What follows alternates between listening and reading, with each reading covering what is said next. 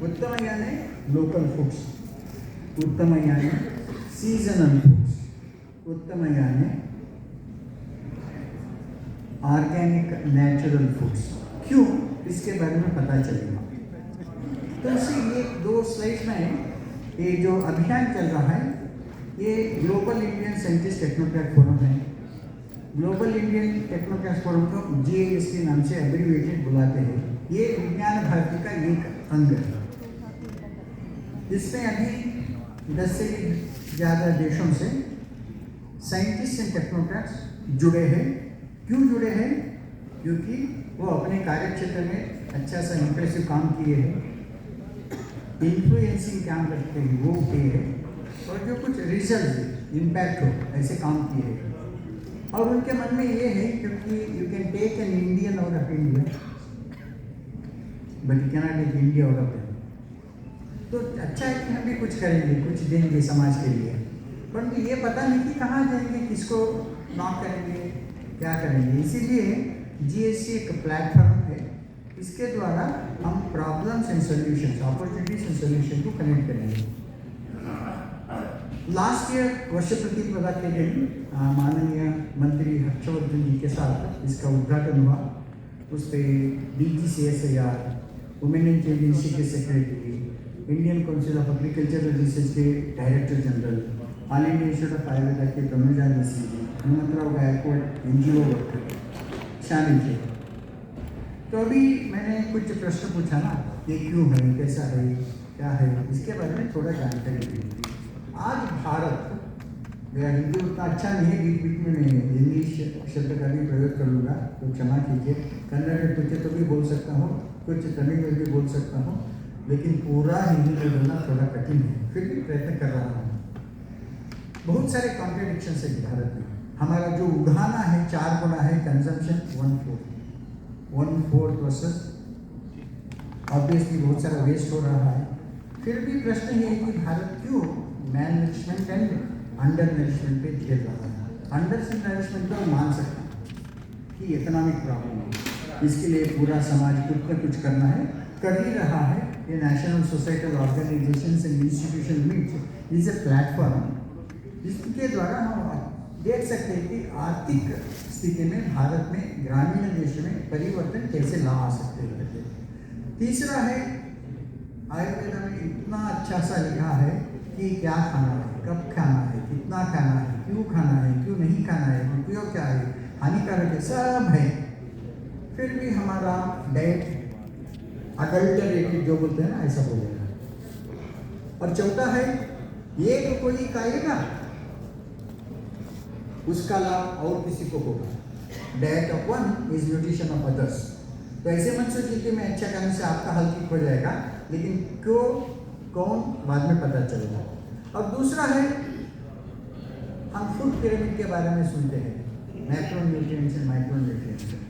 ये कुछ मिनट के बाद आपको पता चलेगा कि food pyramid is an adulterated food pyramid है। उसमें जो हमें सुपोषण के लिए होना है वो नहीं है, जो है वो पोषण भी नहीं है, कुपोषण है। अभी मैंने ये बताया आपके सामने कि भारत जो उगाते हैं 4 गुना है। उसमें क्या उगाते हैं? चावल, गेहूँ और आलू। ये अच्छा है क्या? ये ऐसे ज़्यादा उगाते हैं ना, इसीलिए हमारा खाद्य प्लेट में न्यूट्रिशियस खाना नहीं हो रहा है। आलू ज़्यादा उगाते दाम कम है, चावल ज़्यादा उगाते दाम कम है, गेहूँ ज़्यादा उगाते दाम कम है। तो क्या करेंगे? कम नहीं मिलेगा, वो खा लेंगे। लेकिन दूसरे जो न्यूट्रिशियस पदार्थ होना है, प्रोटीन, विटामिन्स, मिनरल्स, फैट, ये सब नहीं मिलता। इसका परिणाम क्या है? Life span. अभी ये प्रश्न सबके लिए, कोई तो बोल सकते आज एवरेज लाइफ स्पैन ऑफ भारतीय कितना है? बोलते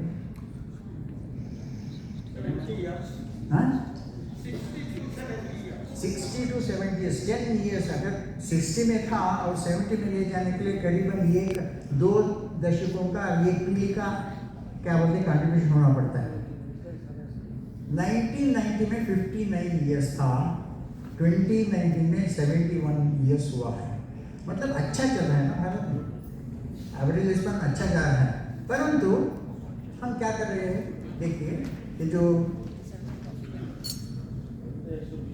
14% था डाइटरी रिस्क इन 2004, अभी से डाइटरी रिस्क 20%, 15% 15 वर्षों में हुआ है। ये क्यों हुआ है? क्योंकि हम इतना सारा चावल गेहूँ आलू खाते हैं, कार्बोहाइड्रेट जो ब्लैंकेट में, ये कारण के लिए जो cardiovascular, heart related, diabetes and related kidney ज़्यादा हो रहे हैं। हानिकारक है ना, कोई नहीं बता रहे हैं। इसका मतलब क्या है? इंग्लिश में बोलने में अच्छा है, we are unrolling the red carpet to ourselves to walk in with the band set with colourful bouquet for what? Inviting this diseases, है ना?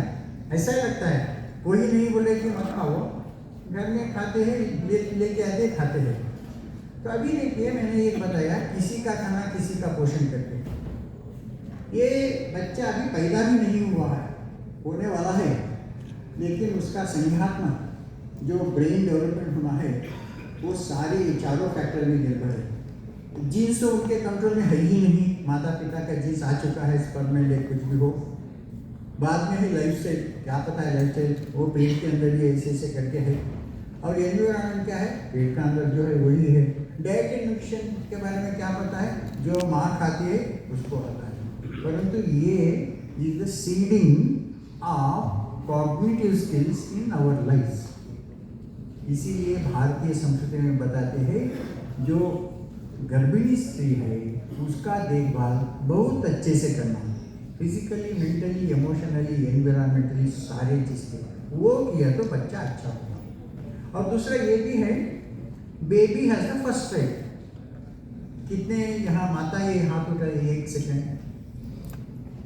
आपको पता है क्या, अगर आप ठीक नहीं खाते हैं तो भी गर्भिणी अवस्था में बच्चे जो पेट के अंदर जो बढ़ रहा है वो फीटस आराम से ले लेगा, आपको नहीं मिलने वाला है। जो बचेगा वो माताओं को मिलेगा।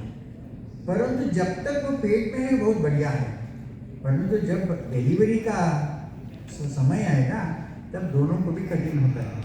माता वीक है तो बच्चों का भी हाल, इसका ही हाल भी कठिन आने जा सकता है।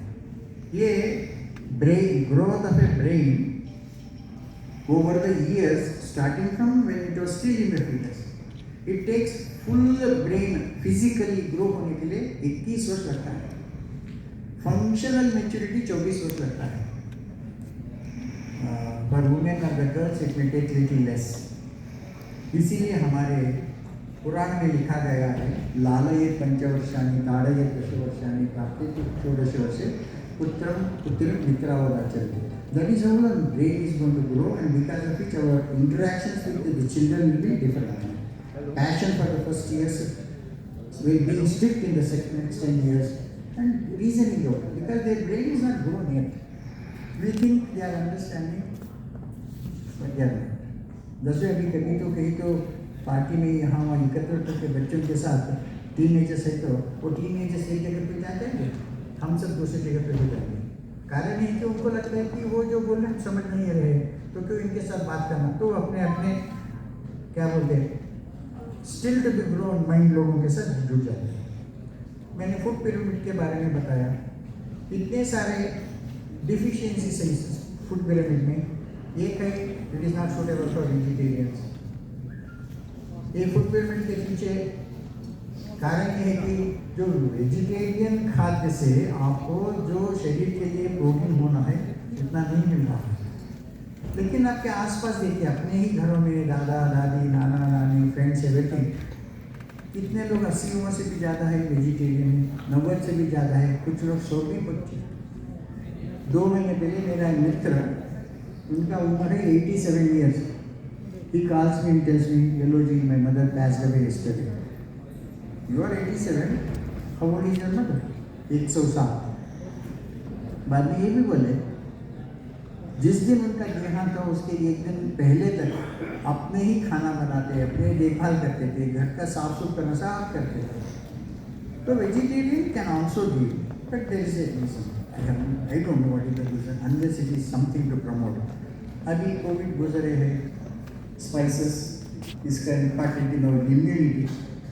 2020 in the month of February, there was an article in BBC. You might have read it. In India, being not so hygienic,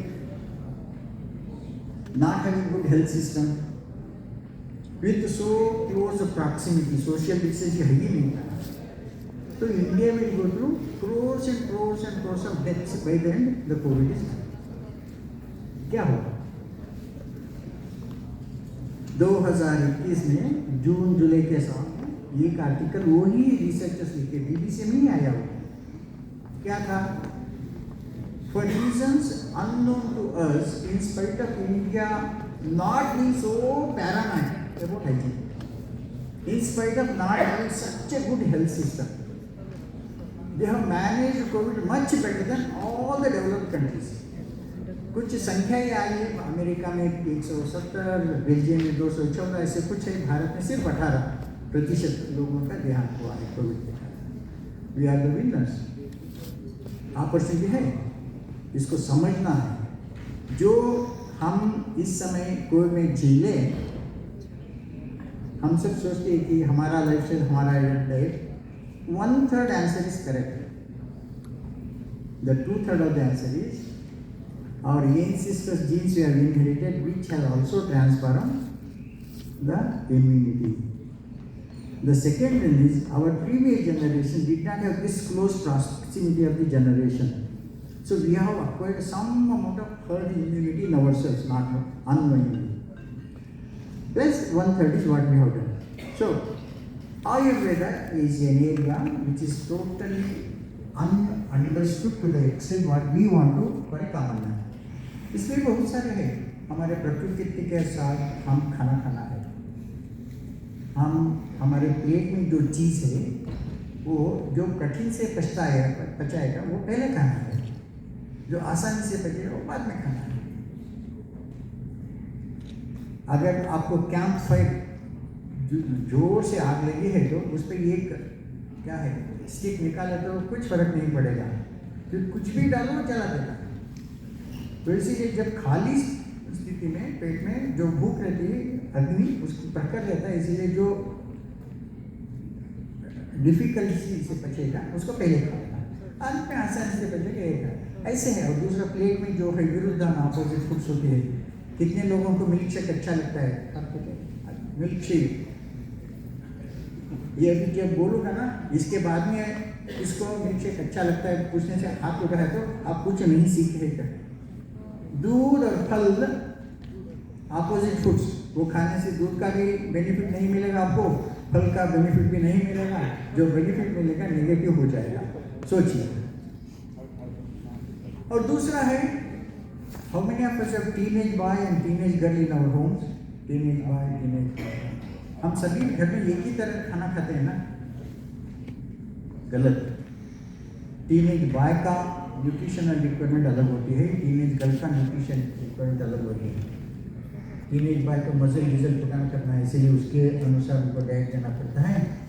teenage girl को आने वाले पीढ़ियों के लिए, because she is the one who is going to have babies in the future, उनका स्वास्थ्य के लिए अब से उसको तैयार करना पड़ेगा. उसका न्यूट्रिशन अलग होता है. आयुर्वेदा में ये सब लिखा है. हम पालन करना वो इसलिए गए हैं क्योंकि हमें इसके बारे में सिखाया नहीं है. जब मैंने स्कूल में था न्यूट्रिशन के बारे में कुछ नहीं सीखा. मेडिकल डॉक्टर्स एलोपैथी में 5 years they go to study.